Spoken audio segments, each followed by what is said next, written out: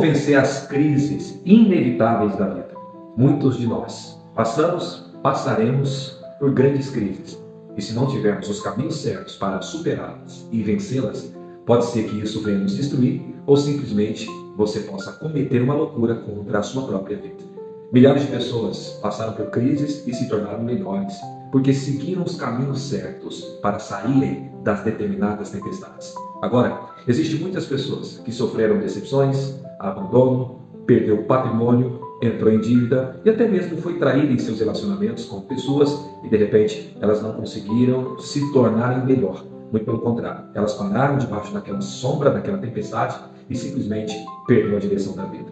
Portanto, eu gostaria que você ficasse ligado conosco neste momento. São informações que vão te ajudar a crescer demais, assim como tem feito muito sentido e me ajudado a prosperar no caminho, na jornada humana na Terra. Antes, se inscreva, comente, deixe o seu like e compartilhe. Vamos lá? É impossível você não enfrentar crises na vida. Muitas vezes você vai enfrentar crises sociais, crise de identidade, crise na sua carreira profissional, crise nos seus relacionamentos com pessoas e pode ser que você enfrente uma crise financeira. Por exemplo, eu ocupo funções onde exige de mim me envolver com muitas pessoas e eu já vivi crises nos meus relacionamentos com pessoas. Já fui traído, já fui frustrado e também já fui abandonado e muitas vezes questionado. A questão é como vencer essas crises que também têm o potencial de nos destruir de uma forma total. Agora, outras crises que você pode estar vivendo, e eu também já vivi, sobre dívidas. As dívidas elas são capazes de tirar o sono, de nos mudar o humor e de nos fazer ficar totalmente desorientado. É uma crise terrível, que você não pode arriscar simplesmente tentar sozinho, arrebentar o arame farpado no peito. Nós precisamos de ajuda. Eu vivenciei fatos que me deixaram todo atordoado, ao ponto de eu pensar mal contra mim mesmo, me sentindo incapaz, menosprezando a minha masculinidade. Então eu tive que automaticamente buscar ajuda, conselheiros, para que então eu vencesse aquela crise e pudesse novamente voltar a viver uma vida saudável, alegre e positiva. O primeiro ponto, ou o primeiro passo que nós temos que dar, e você terá que dar para vencer essa crise, é buscar conselheiro. E eu vou dizer que tipo de conselheiro é esse. O primeiro ponto é, o conselheiro é importante na minha vida, porque você não conseguirá vencer todas as guerras sozinho.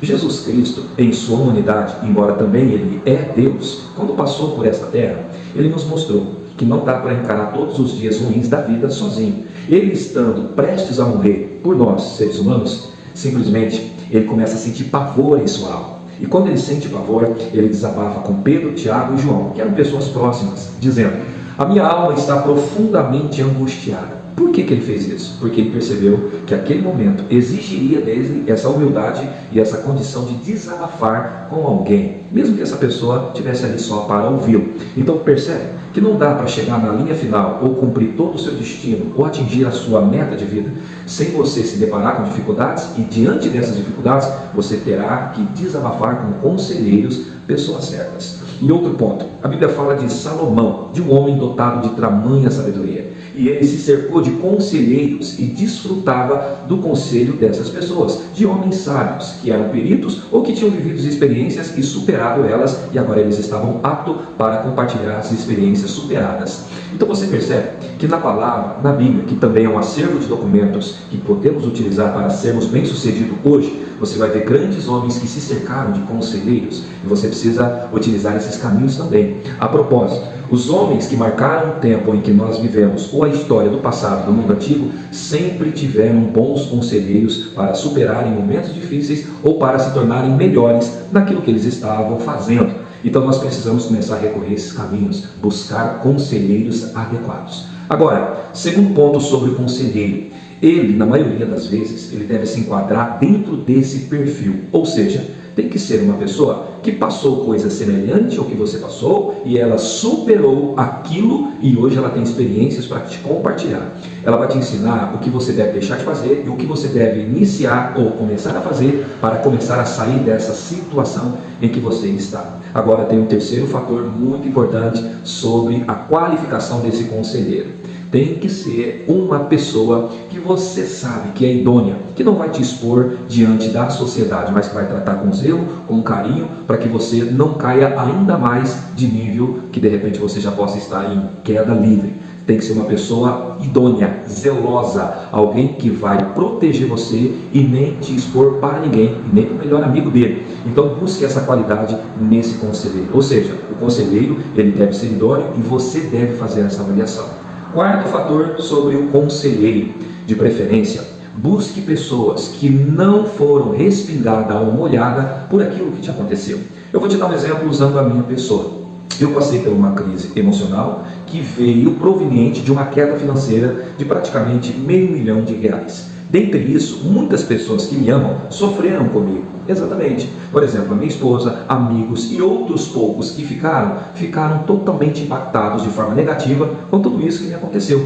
Então, todo o conselho que essas pessoas me davam eram bons, mas estavam comprometidos, porque elas estavam afetadas por aquilo que havia me acontecido, por elas estarem muito perto. Então, essas pessoas estão, na maioria das vezes, afetadas de alguma maneira por aquilo que te aconteceu.